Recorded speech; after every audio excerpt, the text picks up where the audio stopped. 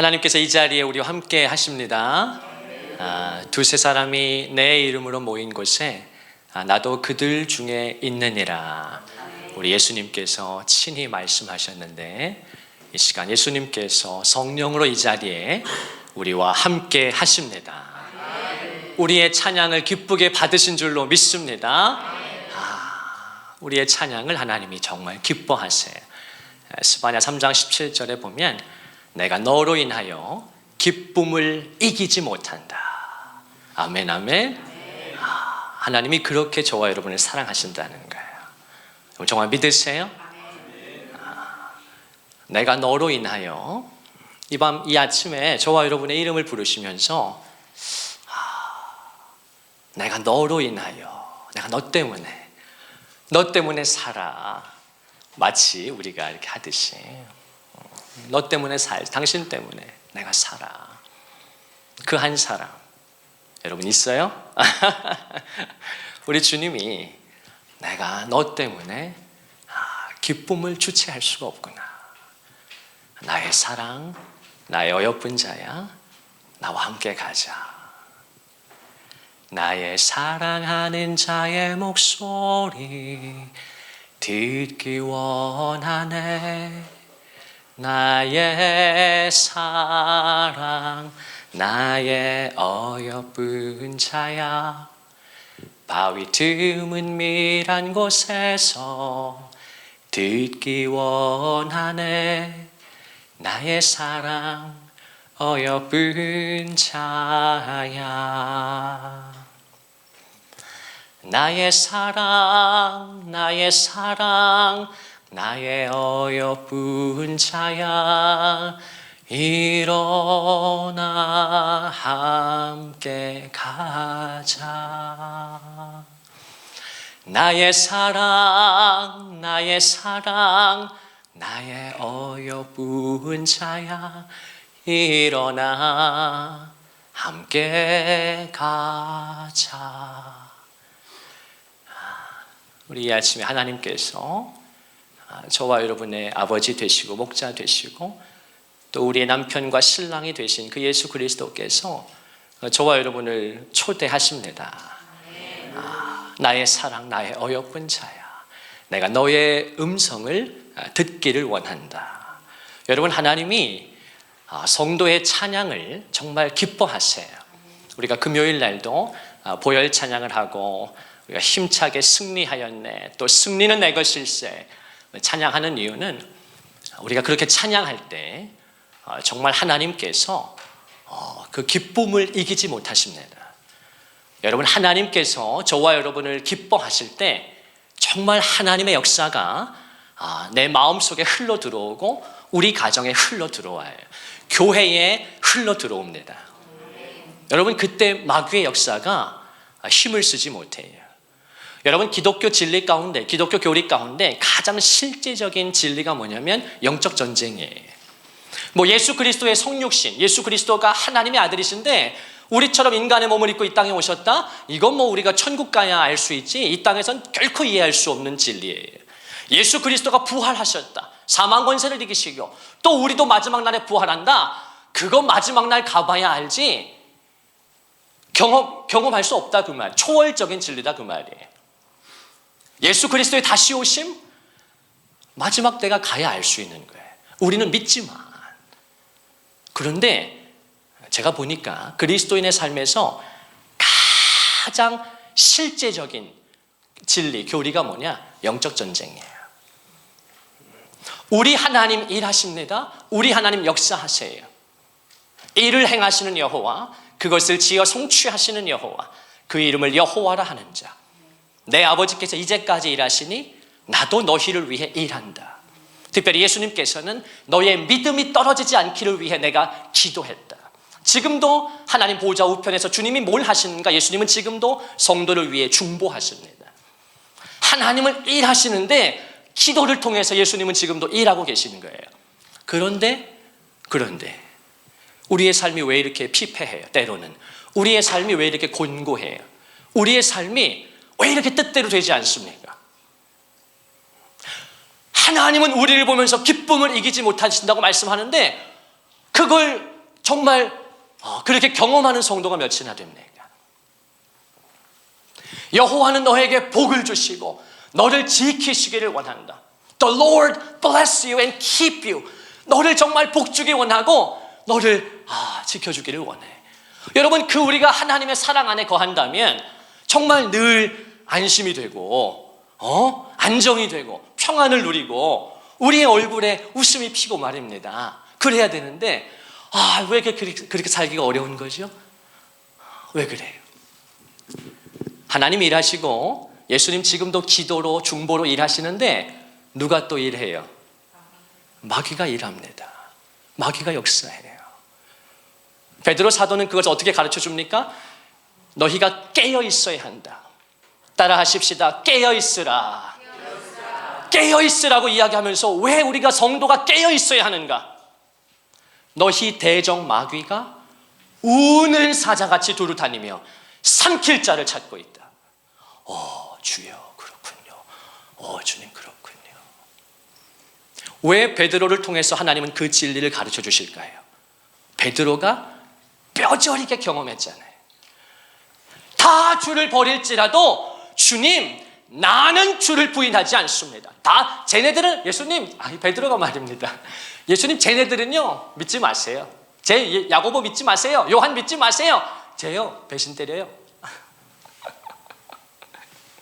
그렇게는 안 했겠지만 즐겁게 우리 또 아이들을 위해서 그렇게는 안 했겠죠. 모르지 또 근데 마음 깊은 곳에는 또 나는 달라요 주님. 나는 달라요. 나는 다르다고.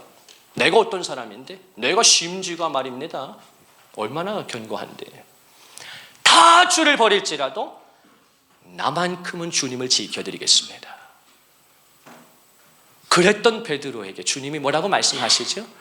네가 오늘 밤 닭 울기 전에 3번 나를 부인할 것이다. 그 3번 부인한다는 건 1번, 2번, 3번을 말하는 게 아니에요. 너는 나를 철저하게 버릴 것이다. 너는 나를 완전하게 떠나갈 것이다. 베드로는 그 말에 깊은 상처를 받았을 거예요. 야, 우리 주님 진짜 나를 모르네? 내가 어떤 인간인지를 모르시네? 보여드려야지. 그런데 막상 주님이 체포를 당하시고 로마 군인들이 막 칼을 들고 사람을 찾으러 오니까 한 여자아이가, 소녀가 저 사람 베드로입니다. 예수님의 아주 옆에 있던 사람이에요. 그 한마디에 베드로가 그 순간 두려움에 사로잡히고 겁에 질려서 나는 그를 알지 못합니다. 나는 그 사람과 상관이 없습니다. 주님 말씀하신 대로 철저하고 완전하게 주님을 버려요. 근데 그때 닭 울음소리가 들리는 거예요. 그리고 주님의 그 음성이 기억나는 거예요. 내가 이거밖에 안 되는구나. 주님이 나를 어떻게 사랑해 주셨는데, 주님이 내 장모를 어떻게 기적적으로 고쳐주셨으며, 주님이 미천한 내게 찾아오셔서 내 이름을 불러주시고 시몬아 너는 이제부터 베드로야. 아무것도 아닌 시몬을 부르셔서 하나님은 페트로스 너는 이제 반석이 될 것이야. 완전히 그의 정체성을 바꿔주신 건데 말입니다. 아무것도 아닌 미천한 그를 하나님이 부르셔서 너는 하나님 나라의 반석이란다. 그래서 아마 베드로가 자신 있었는지도 몰랐겠어요. 주님이 나를 이렇게 사랑해 주시고 이렇게 과분한 호의를 베푸시니 나는 베드로지, 나는 반석이지. 주님이 그의 이름을, 정체성을 바꾸시니까 아마도 베드로의 마음속에 어떤 자신감, 확신이 있었던 것 같아요. 나는 다르지. 아무도 주님이 베드로라고 부르지 않았으니까, 아무도 주님이 반석이라고 부르지 않았는데 주님이 나만은 베드로라고 불러주시니 베드로의 마음속에 은연중에 나는 다르지요. 나는 다르지요. 근데 그 베드로가 어처구니 없이 건장한 어떤 골리앗 앞에서 무릎을 꿇은 것이 아니라 아무것도 아닌 작은 소녀 앞에서까지 자신의 민낯을, 자신의 정말 그 처절한 속내를 들키니까 베드로가 얼마나 울었을까요? 얼마나 땅을 치며 가슴을 치며 통곡을 했을까요? 얼마나 주님 앞에 죄송했을까요? 미안했을까요? 예수님 정말 미안해요. 예수님 정말 죄송해요. 내가 정말 내 마음은 진심이었는데, 내가 정말 주님을 지켜드리고 싶었는데, 나만큼 하나님의 호의를 받은 사람이 없으니까 나같이 자격 없는 자가 하나님의 말도 안 되는 사랑을 입었으니 나는 목숨을 내놓고서라도 주님을 끝까지 따랐어야 됐는데, 주님은 나를 불러주셨는데 나는 결정적인 순간에 주님을 외면해 버렸어요. 얼마나 후회했을까요? 근데 사랑하는 주님이 부활하십니다. 그리고 베드로에게 찾아와 주시죠. 베드로를 다시 만나 주세요. 베드로는 어떤 마음이었을까요? 어떤 마음이었을까? 주님이 그때 베드로에게 물으시잖아요. 요한의 아들 시몬아, 네가 다른 사람들보다 나를 더 사랑하느냐? 주님이 물으셨네. 요한의 아들 시몬아, 네가 여기 다른 사람들보다 나를 더 사랑하느냐? 주님이 물으셨네. 그때 나는 주께 고백했네. 내가 주를 사랑하는 줄 주님께서 아십니다. 주님께서 내 마음을 아시리. 주님이 3번 물으세요. 3번 물으신다고. 그리고 베드로가 3번 가난한 마음으로, 그러나 정말 진심으로 주님 앞에 고백하는 거예요. 하나님, 예수님, 내가 주님 사랑하는 거 주님이 아십니다. 나는 실패했어요. 나는 넘어졌어요. 나는 무너져 버렸습니다. 그런데 주님, 내가 주님을 사랑하는 걸 다른 사람은 다 몰라도, 다른 사람은 나를 다 욕해도, 어이구 저 녀석 저럴 줄 알았지, 저 입만 살아가지고 다 나를 조롱해도 주님은 내 마음을 아십니다. 여러분, 그 요한복음 마지막 장에 주님과 베드로의 그 얼마나 인격적인, 얼마나 그 아름다운 모습을 요한은 기록합니까? 여러분, 그걸 보면서 우리가 뭘 느끼죠? 뭘 배우죠? 기독교 신앙이란 그런 것이구나. 우리가 하나님을 예배한다는 건 그런 것이구나. 피조물인 인간이, 작디 작은 인간이 그 높고 높으신 다 알 수도 없는 그 하나님을, 때로 느껴지지도 않는, 보이지도 않는 그 하나님을, 그러나 내 작은 믿음을 담아서 주님의 이름을 부르고 주님을 찬양할 때 놀랍게도 하나님은 우리를 바라봐 주시고, 우리를 정죄의 눈으로 바라보는 게 아니라 사랑의 눈으로 바라봐 주시고, 다시 우리를 일으켜 세우길 원하고 또 기회를 주기 원하시고. 여러분, 그 하나님의 열심 말입니다. 그 하나님의 열정 말이에요. 그 하나님의 열심이 교회를 세운 것 아닙니까? 교회는 그리스도의 피 위에 세워진 것이에요. 사도행전에 보면 예수님 어떻게 증거합니까? 교회를 가리켜서 하나님은 누가를 통해 어떻게 증거하십니까? 교회는 하나님이 자기 피로 사신 교회다, 그렇게 계시해 주죠. 여러분, 교회는 어떤 것인가? 단순한 어떤 그런 교회가 아니다. 교회는 하나님이 자기 피로 사신 것이 교회다. 여러분, 하나님께서 교회를 자신의 피로 사셨다는 것이에요. 그래서 교회는 거룩합니다. 교회는 거룩해요. 하나님께서 저의 마음에 계속해서 지금 우리 교회에 종을 통해 감동하시는 것은 그 거룩한 교회를 세우라는 것이에요. 거룩한 교회를 세워야 한다. 그 교회를 기도로 채워야 한다. 이 교회가 기도로 채워져야 한다. 거룩한 교회. 목회자 혼자 힘으로 되지 않아요. 어떤 성도 하나의 힘으로 되지 않습니다. 많은 교우들이 연합하고 함께 애쓰며 기도할 때 내 집은 기도하는 집이라고 주님이 절규하셨는데 주님이 절규하지 않습니까? 성전을 정화하실 때 성전에서 매매하고 엉뚱한 짓을 하고 있는 개념조차 없는 그들의 상을 다 주님이 둘러 엎으시면서 뭐라고 가르쳐 주시죠? 내 집은 기도하는 집인데 너희들은 강도의 소굴을 만들었다. 주님의 절규입니다. 그래서 우리가 부족하지만 주님의 그 명령을 받들어서 교회를 기도하는 집으로 세워갈 때 이 교회가 정말 본래 교회 모습대로 거룩한 교회로 세워져 갑니다. 교회가 거룩해지면, 거룩한 제단이 되면, 거룩한 회중이 되면 그 안에서 하나님은 마음껏 일하시게 되고 주님이 주시고자 하는 모든 말씀과 은혜와 복을 다 그의 백성들에게 부어 주시는 것입니다. 여러분, 이제 우리 교회는 그렇게 나아갈 것을 제가 확신합니다. 지난 5년 동안 뿌리를 깊이 내린 교회는 이제 꽃이 피고 열매를 맺게 될 것이에요. 그런데 그 가운데 우리 성도들의 가정이 있습니다. 하나님의 열심은 단순히 자신이 피로 사신 교회만 거룩하게 하시는 것이 아니라 그 거룩한 교회에서 거룩한 설교를 듣고 거룩한 말씀을 그의 신비에 새긴 성도들은 각자의 자리에서 가정을 거룩하게 만들어 나갑니다.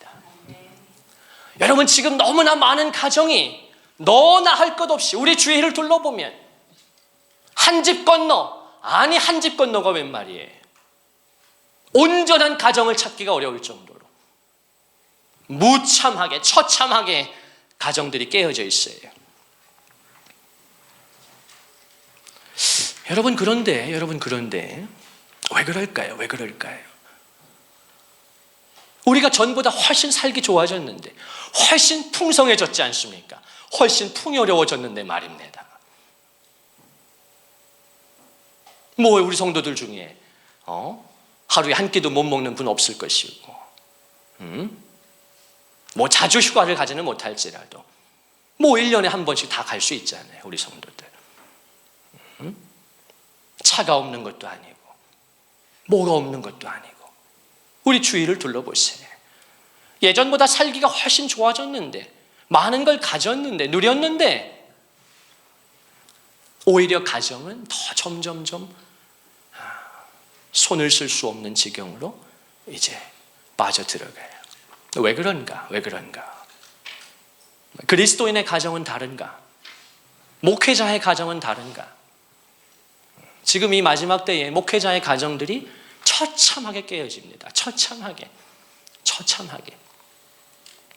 우리가 정말 경각심을 가지고 주의 종과 종의 가정을 위해서, 부족한 종을 위해서 기도해 주셔야 되고, 여러분, 이것이 정말 아름다운 인격적인 모습이고 선순환인데요. 주의 종이 뭘 합니까? 제가 정말 성도들 위해서 기도합니다. 여러분은 그걸 받고 땡 그러면 안 되지. 우리 성도들도 부족한 종을 위해서, 사모님을 위해서, 가정을 위해서 기도해 주시기를 바랍니다. 그럴 때 하나님께서 교회를 거룩하게 하셔요. 그런데 왜 많은 그리스도인의 가정이 하나님 안에 있다라고 하는 성도들조차 어려움을 겪는가? 우리의 삶의 전제가 잘못되지 않았을까? 우리는 처음부터 누구에게도 우리 결혼의 목적이, 가정의 목적이, 내 인생의 목적이 거룩이라고 배운 적이 없는 것 같아요. 우리는 다 은연중에 행복을 위해서 살아갑니다. 열심히 직장 생활하면, 돈을 벌면, 사업을 하면 행복해지겠지. 언젠가는 이렇게 돈을 모으면, 이렇게 힘을 다해 일하면, 노력하면 언젠가 행복해지겠지. 우리는 많은 현대인들이 그렇게 살아가는 것 같아요. 행복이라고 하는 그 허상을 쫓아서 말입니다. 근데 성경을 보면 성경은 한 번도 하나님의 뜻이 우리의 삶을 향한, 저와 여러분의 인생, 우리의 가정을 향한, 교회를 향한 하나님의 뜻이 단순히 행복이라고 성경은 증거하지 않아요. 데살로니가 전서 4장 3절에 보면 어떻게 보면 성경에서 아주 가장 명확하게 한 진술이 나오는데요. 그 데살로니가 전서 4장 3절에 뭐라고 말씀하는가? 너무 심플해요. 너무 클리어하게 하나님의 뜻은 이것이니 너희의 거룩함이라. 너무나 명확한, 아주 단순하고 아주 분명한, 어린아이도 알 수 있고 또 어떤 복잡한 구조가 아닌 하나님의 뜻은 이것이니 너희의 거룩함이다. 곧 음란을 버리고 각각 자기 아내를 거룩함과 존귀함으로 취할 줄 알아야 한다. 하나님이 우리를 부르신 것은 부정하게 하심이 아니요 거룩하게 하심이다. 사랑하는 성도 여러분, 하나님의 뜻은 저와 여러분의 거룩입니다. 한 성도 한 성도가 부족하지만 거룩을 위해 몸부림치며 주의 도움을 구할 때, 그렇게 남편과 아내가 거룩의 연합을 위해 애쓰고 나아갈 때 우리의 힘으로 할 수 없지만 거룩의 영이신 성령께서 그 아내와 남편을 붙들어 주시고 힘을 주실 때 그 한 사람 한 사람이 거룩해지고 그 가정이 거룩해져 가는 것입니다. 그것이 우리의 가정을 향한 하나님의 첫 번째 목적이고 계획이에요. 그것이 주님의 마음입니다. 하나님이 두 사람을 가정으로 연합시키실 때는 다른 데 목적이 있는 것이 아니에요. 남편이 내 부족함을 채워주기를 바란다거나 아내가 나에게 이런 것들을 해주길 바란다거나, 여러분 다 해봤잖아요. 다 해보셨잖아. 그런 차원이 아니라 하나님의 궁극적인 본질적인 목표는 그 가정 안에서 저와 여러분을 거룩하게 하시고 서로의 필요를 채워주기를 바라고, 그것이 만족되어지지 않으면 마음속에서 서로를 미워하고 실망하고, 그런 차원이 아니라 하나님의 성도는, 하나님의 가정은 성령께서 그 두 사람을 연합시키면서 거룩으로 빚어가는 것입니다. 그런데 우리가 그것을 깨닫고 이제 말씀을 통해 그 진리를 배우고, 내가 어디서도 들어보지 못했으나 말씀을 통해 이제 하나님의 나를 향한, 하나님의 우리 가정을 향한, 교회를 향한 하나님의 뜻을 깨닫고 하나님의 목적을 알았으니 이제 부족하지만 나의 사랑, 나의 어여쁜 자야, 일어나 함께 가자. 나를 오늘도 초대하시고 일으키시고 힘주시겠다고 말씀하시는 그 하나님을 의지하고 한 걸음 한 걸음 거룩으로 나아갈 때 그 삶의 여정, 그 신앙의 여정 속에 하나님이 뭘 주십니까? 마침내 복을 주시는 것입니다. 그게 세상이 말하는 행복입니다. 그때 비로소 사람은 평안을 누리게 되는 것이에요. 기쁨을 누리게 되는 것입니다. 여러분, 그것이 하나님이 저와 여러분에게 주고자 하는 진정한 복인 줄 믿습니다. 그래서 우리 감리교회 창시자인 존 웨슬리는 그의 신앙의 여정 속에서, 그의 삶의 여정 속에서 이 진리를 깨닫고 그런 아주 유명한 말을 남겼어요. Holiness is happiness. 아주 심플한. 제가 감신의 신학교를 다닐 때는 이게 없었는데, 이 어떤 글귀나 이런 조형이, 제가 이제 몇 년 전부터 감신에 이제 출강하면서 오랜만에 정말 학교를 갔는데 카페도 생기고 많이 발전했더라고요. 그 작은 학교가. 근데 우리 학생들이 가장 많이 모이는 그 카페 같은 어떤 스터디 공간에 가니까 이렇게 이제 우리처럼 이거 스카시라고 하나요? 이렇게 새겨놨어. 뭘 새겨놨느냐? 그 웨슬리의 바로 제가 지금 말씀드린 그 말을 새겨놓았더라고. Holiness is happiness. 거룩이 행복이다. 웨슬리가 그걸 깊이 깨달은 것이에요. 아, 그렇구나. 세상 사람들은 행복을 쫓아서, 헛된 걸 쫓아서 살아가는데 그렇게 해서 행복을 경험하는 사람이 몇이나 되는가? 없다 그 말입니다. 그런데 교회 안에 그리스도인들을 보니까 그들도 별반 다르지 않더라. 그리스도인이라고 하는데, 교회에서 헌신한다고 하는데 그들도 결국은 추구하는 것은 다 행복이더라 그 말이에요. 행복한 성도들이 많지 않다. 행복한 그리스도인 가정이 많지 않다. 웨슬리가 깊이 통찰하면서 어떤 결론에 이르렀는가? 거룩이 곧 행복이구나. 내가 부족하지만 하나님 앞에 거룩을 위해 나아갈 때, 우리 배우자를 하나님 거룩하게 빚어주시기를 내가 기도할 때, 여러분 더 이상 배우자를 위해서 기도하실 때 더 이상 내 필요를 채워주는 존재, 내 부족함을 메이크업 해주는, 메꿔주는 존재, 여러분 아닙니다. 그런 배우자는 세상에 없어요. 없습니다 여러분. 우린 다 연약한 그릇이에요. 왜 하나님께서 남편들아 아내를 귀중히 여겨라라고 말할 때 뭐라고 말하죠? 남편들아 아내를 귀중히 여겨야 한다. 왜냐하면 그는 더 연약한 그릇이기 때문이다. 더 깨지기 쉬운 그릇이다. 그런데 주님이 거기에 사도를 통해 더라고 붙이시잖아요. 더 연약한 그릇이다. 그 얘기는 뭐예요? 남편도 연약하다 그 말이에요. 남편도 깨지기 쉽다 그 말이에요. 우리 남자들 말입니다. 한번 들고 일어나십시다. 남자들도 깨져요. 아내들이 그걸 알아줘야 된다고. 남편은 무슨 그냥 철인인 줄 알고. 남편이 오히려 더 때로 소심할 때가, 더 마음이 작을 때가 있어요. 또 여성이 더 마음이 클 때가 있잖아요. 그러니까 방법이 없다. 너도 연약한 그릇이고 나도 연약한 그릇인데 당신은 더 연약하구나. 나도 너무 쉽게 깨지는데 아이고 당신은 더 깨지기 쉬운 그릇이네. 여보, 사랑하는 아내요, 남편이요, 아이고 여보, 주님밖에 없네. 우리 가정에 주님밖에 소망이요. 오늘 찬송한 것처럼 주님은 나의 산성, 주님은 나의 요새, 주님만이 나의 소망, 오직 주만이 나의 반석, 오직 주만이 나의 소망입니다. 여러분 그렇게 나아갈 때 하나님이 부족한 남편을, 아내를 거룩하게 빚으시고 또 그 배우자를 거룩하게 빚어주실 때, 그렇게 나아갈 때 하나님이 놀랍게 행복이라는 것을, 기쁨이라는 것을, 평안함이라는 것을 선물로 주시는 줄로 믿습니다. 오늘 히브리서 12장 14절 말씀에 보면 우리 존 웨슬리가 가장 사랑했던 말씀 가운데 하나예요.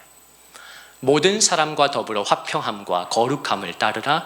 이것이 없이는 아무도 주를 보지 못하리라. 웨슬리가 이 말씀을 깨닫고 나서 이 말씀을 붙들면서 이제 감리교 운동을 일으킨 것입니다. 감리교는 다른 것이 아니라 교단마다 장단점이 있고 부족한 점도 있고 좋은 점도 있는데, 어쨌든 감리교는 거룩한 그런 것을 추구하기 위해서 이제 웨슬리로부터 감리교가 나왔고, 또 여러분 잘 아는 성결교단, 이 이름 자체가 성결한 교단이잖아요. 홀리니스. 그 성결교단도 우리 감리교의 뿌리인데, 왜 그런가? 그런 교단들이 다 감리교, 성결교 이런 교단들이 다 웨슬리가 추구했던 그 거룩에 따라서 나온 교단들이에요. 웨슬리가 이 말씀을 붙들고 평생을 살았습니다. 자, 그런데 이 말씀을 조금 오늘 제가 짧게 또 좀 정확하게 말씀을 드리고 싶은데, 이 우리말 번역은 굉장히 모호하게 이 말씀을 번역을 한 것 같아요. 모든 사람과 더불어 화평함과 거룩함을 따르라. 연결을 시켜놨기 때문에, 원문은 이렇지 않은데 우리말은 연결을 시켜놨기 때문에 모든 사람으로 더불어 화평함과 거룩함을 따라야 한다. 모든 사람으로 더불어 화평한 건 알겠는데, 모든 사람으로 더불어 거룩하라는 건, 모든 사람으로 더불어 거룩하라는 게 무슨 말이에요 이게? 이것이 없으면 주를 보지 못한다. 그럼 무슨 말이야? 모든 사람으로 더불어 화평하지 않으면 주를 보지 못한다는 말씀인가? 그게 아니에요. 조금 우리말 버전은 조금 아쉽게 번역이 되어 있는데, 그래서 제가 원문의 의미를 살려서 주보에 좀 제가 이렇게 의역을 해드렸어요. 한번 같이 한번 읽어보실까요? 시작.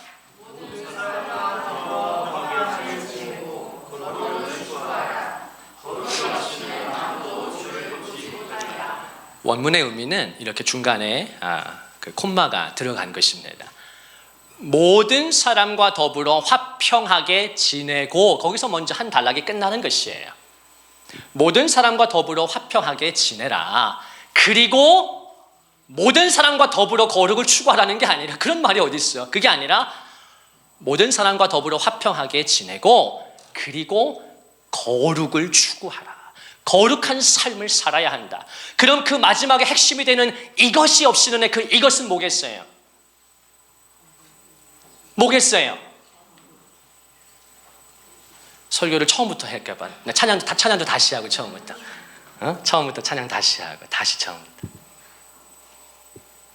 그래서 거기에 이것이 없이는 아무도 주를 보지 못한다 해서, 이것은 뭐예요? 거룩인 것이에요. 거룩입니다. 거룩이에요. 이게 원문의 의미는 구분되어 있는데, 우리말은 이상하게 어떻게 한 문장으로 그냥 해놔버렸어요. 헷갈리게. 그래서 또 설교자가 필요한 것이고. 그래서 영어 성경을 보면, 영어 성경이 다 좋은 건 아니에요. 어떤 번역은 우리말이 훨씬 더 좋습니다. 어떤 번역은 또 영어가 더 따뜻할 때도 있고, 상호 보완적이고, 인간이 다 불완전하기 때문에 하나님의 말씀은 불변하고 영원한데 사람이 다 제한적이기 때문에 그런 것이죠.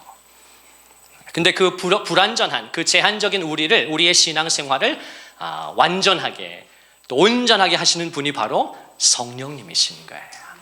그래서 우리가 성령님을 의지하는 것입니다. 그래서 영어 성경은 이 부분은 조금 더 이제 바른 번역을 했는데, 영어 성경에 보면 분명하게 문단을 끊어서 without holiness 이렇게 놨어요. without holiness, 모호하게 이것이 없이는 한 것이 아니라 without holiness, 거룩이 없이는 no one, nobody will see the Lord, 아무도 주를 보지 못한다라고 아주 명확하게 해놓았습니다. 그래서 이 말씀의 진의는 모든 사람과 더불어 화평하게 지내고 또한 거룩을 추구하라. 거룩이 없이는 아무도 주를 보지 못한다. 그런 아주 분명한 거룩에 관한 가장 중요한 말씀인 것이에요. 우리가 이 말씀을 보게 되면 이 말씀의 구조 속에서 뭘 떠오르게 됩니까? 성경은 상호 연결이 되어 있는데요. 저는 이 말씀을 묵상하는 가운데 자연스럽게 예수님의 산상수훈이 떠올랐어요. 예수님의 산상수훈 가운데 마태복음 5장 8절에 보면 우리 주님이 뭐라고 말씀하시죠? 마음이 청결한 자는 복이 있나니 그들이 하나님을 볼 것이다. 예수님은 분명히 놀랍게도 이 말씀, 히브리서 말씀 이전에 주님은 제자들에게 산상수훈의 말씀을 주실 때 가장 주님의 거룩한 말씀이라고 하는 그 산상수훈 속에서 마음이 청결한 자가 복이 있나니 그들이 하나님을 볼 것이다. 마음이 청결하다는 건 무슨 말이에요? 마음이 퓨어하다. 영어 성경은 pure in heart라고 했는데, 마음이 퓨어하다, 한마디로 말하면 거룩을 의미하는 것입니다. 마음이 거룩한 사람은 복이 있나니 그들이 하나님을 본다. 이 말씀을 받아서 히브리서 저자는 거룩이 없이는, 마음이 청결하지 못하면 주를 보지 못한다 라고 말씀한 것이에요. 그래서 사랑하는 성도 여러분, 저와 여러분 이 아침에 이 말씀을 깊이 깨달으시면서 부족하지만 어떻게 저와 여러분이 마음이 청결할 수 있겠어요? 이 세상을 살아가면서 하루에도 12번 마음을 지키기가 쉽지 않고 음란한 생각, 허탄한 생각, 세상적인 생각, 우리가 주중에 읽었던 요한일서가 정확히 2장 16절에 말씀하지 않습니까? 이 세상에 있는 것들이 다 뭐라고 가르쳐줍니까? 요한은 육체의 정욕과 안목의 정욕과 이생의 자랑뿐이니 이것이 다 아버지께로 온 것이 아니요 이 세상으로부터 온 것이다. 이 세상을 살아가는 저와 여러분은 매일매일 시간 순간 육체의 정욕이 있고 안목의 정욕이 있고, 한평생 우리가 건강한 눈을 가지고 산다는 건 너무 복된 일인데, 아름다운 꽃을 볼 수 있고 아름다운 성도를 바라볼 수 있다는 건, 가족을 바라볼 수 있다는 건 말할 수 없는 행복인데, 우리는 정작 이 눈을 가지고 뭐 합니까? 안목의 정욕을 쫓아서 살아가지는 않습니까? 하나님의 나라를 사모한다고 하면서 천국을 지향한다고 하면서 이 생의 자랑만을 추구하면서 살아가지는 않습니까?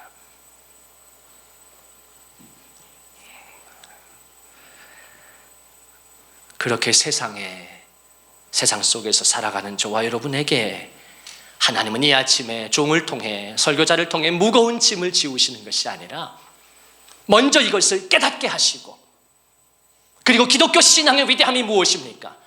불교나 유교나 힌두교처럼 너의 수행과 너의 법을 지켜서 너의 고행으로 해탈하라는 것이 아니라, 그 거룩에 이르라는 것이 아니라 네가 할 수 없음을 깨닫고, 그것이 마음이 가난한 자들이에요. 네가 할 수 없음을 깨닫고, 하나님, 내 속에 거룩이 없어요. 내 속에 사랑이 없어요. 나는 누군가를 기쁘게 해줄 수 있는 존재가 아닙니다. 나는 누군가를 사랑할 수 있는 존재가 나는 거룩하지 않습니다. 그런데 하나님의 뜻은 거룩이라고 말씀하시니, 마음이 청결해야 주님을 본다고 말씀하시니, 거룩이 없이는 아무도 주를 보지 못한다고 말씀하시니, 이 엄중한 말씀 앞에 하나님이 이 아침에 요구하시는 것은 무엇입니까? 그렇게 살지 못하면 죽여버린다. 그렇게 살지 못하면 너는, 여러분 그런 것이 아니라 하나님이 이 아침에 나와 당신에게 요구하는 것이 무엇이에요? 하나님, 나는 할 수 없습니다. 나는 안 됩니다. 내 속에 거룩이 없습니다. 이사야 선지자는 그것을 정확히 뭐라고 가르쳐 줍니까? 우리의 의는 다 더러운 옷이라 그렇게 말하잖아요. 우리가 아무리 의를 행한들 그것은 더러운 옷과 같다. 그래서 예수님은 고린도전서 1장 30절에 보면 예수 그리스도가 너희에게 의로움과 거룩함과 구원함이 되셨나니, 할렐루야. 너의 힘으로 의로워지고 거룩해지고 사랑을 실천하라는 것이 아니라, 그게 얼마나 가겠어요? 마음은 텅 비어있는데, 마음은 공허한데, 그런 것이 아니라 예수 그리스도가 너의 의로움이 되어주셨으니, 할렐루야. 예수 그리스도가 너의 구원함이 되어주셨으니, 예수 그리스도가 너의 거룩함이 되어주셨으니, 할렐루야. 그러므로 먼저 하나님의 말할 수 없는 은혜로 거룩하다 여김받은 성도가 날마다 성령을 의지해서 이제 거룩을 추구하는 것입니다. 주님 앞에 나아가는 것이에요. 그때 하나님이 도와주십니다. 오늘 히브리서 12장의 결론이 그래서 소망이 있는 것이에요. 거룩이 없이는 아무도 주를 보지 못한다. 너 그따위를 살면 주님이 이렇게 진노하는 것이 아니라 하나님의 방법을 가르쳐줘요. 마지막 29절에 뭐라고 말씀합니까? 우리 같이 한번 읽어보십시다. 시작. 우리 하나님은 소멸하는 불이심이라. 할렐루야. 우리 하나님은 사랑의 하나님이시지만 그분의 가장 큰 성품, 속성은 거룩이시기 때문에 저와 여러분을 반드시 거룩하게 빚어서 거룩함의 천국으로 인도해내시는데, 그 하나님의 열심이 저와 여러분의 생애 속에, 우리의 가정 속에서 어떻게 역사하시는가? 우리 하나님은 소멸하는 불이시다. 무슨 말씀입니까? 태워버리신다, 소멸하신다. 뭐를?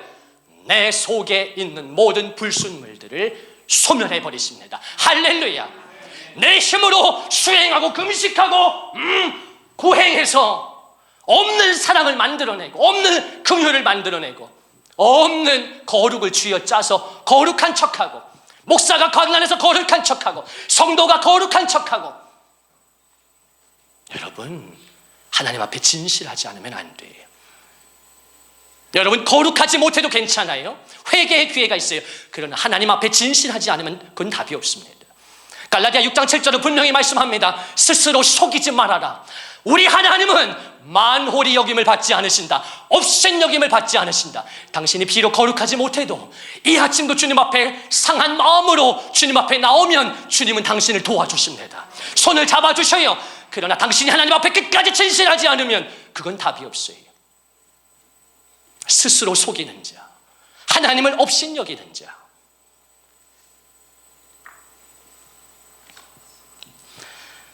하나님께서 저와 여러분 속에 있는 무서운 불순물들, 죄성, 이 죄의 찌꺼기들, 이 정말 자기중심성, 순결하지 않은 우리 속에 무서운 이기심들, 하나님께서 성령의 불을 통해 다 태워주십니다.